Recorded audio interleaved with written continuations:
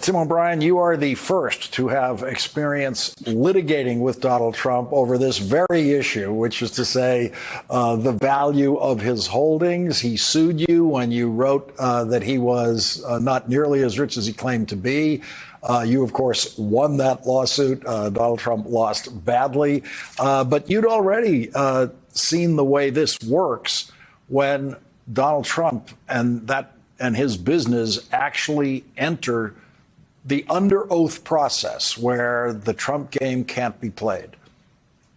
Well, and you discover when you start to just put documents in front of the Trumps, tax returns, banking records, other parties' assessments of their wealth, that they tie themselves in knot because they lie so frequently and so fluidly about everything. And they can't even be consistent about their lying. You know, recently, after I think one of the shows I was on with you last week, one of Trump's longtime advisors texted me and he said, you know, the problem with Donald isn't just that he lies, it's that he can't lie consistently.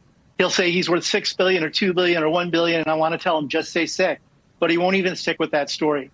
And the reality is lying and dissembling is not a bug in the Trump organization, it's a feature. And today, Donald Trump Jr. was Exhibit A in how they roll around that, because Donald Trump Jr. not knowing anything about GAAP allows Donald Trump Jr. and his siblings and his father to make up the numbers. And then he tries to pawn it off on his accountants. And I can tell you, because I've seen these documents, it wasn't pawned off on the accountants because the accountants wouldn't sign off on the document. They said, specifically because none of this comports with the standards that all the rest of us use to validate the numbers, we won't sign off on it.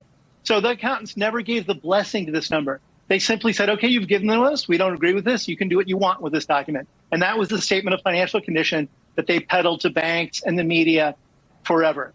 The other thing to keep very front of mind here about the children is they are as ignorant as their father is. They are comically ill-informed about everything under the sun.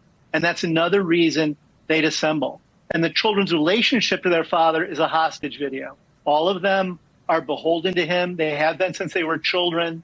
Don Jr., like the prodigal son, as much as he tried to distance himself from his father, inevitably got pulled back into his father's orbit. All three of the children, despite their conflicts about being in his presence, end up working for him. And now they've put themselves in harm's way because they're material witnesses against their father. If they perjure themselves on the stand, they're going to be in trouble. They're subject, Don Jr. and Eric are subject to the same penalties their father is, being exiled from the New York business community, from being able to do work in New York State, and possibly paying very hefty fines. That's what their allegiance to their father has won for them in the state of New York. And this weird kind of psychodrama that's playing out in the courtroom now is going to get capped at the end of next week by Ivanka's testimony. And as we all know, Donald Trump has a very perverse and troubling, unsettling relationship with his daughter. He talks about wanting to date her. He sees her as this sort of trophy he can parade around as emblematic of his own good genes and his arrival in the world. But what's going to happen next Friday is that her siblings and her father's testimony will precede hers. And she's going to have to be very careful that the prosecutors don't simply carve her up like a turkey if she dissembles and lies about how the Trumps presented their financial statements to banks, insurance companies, and other third parties.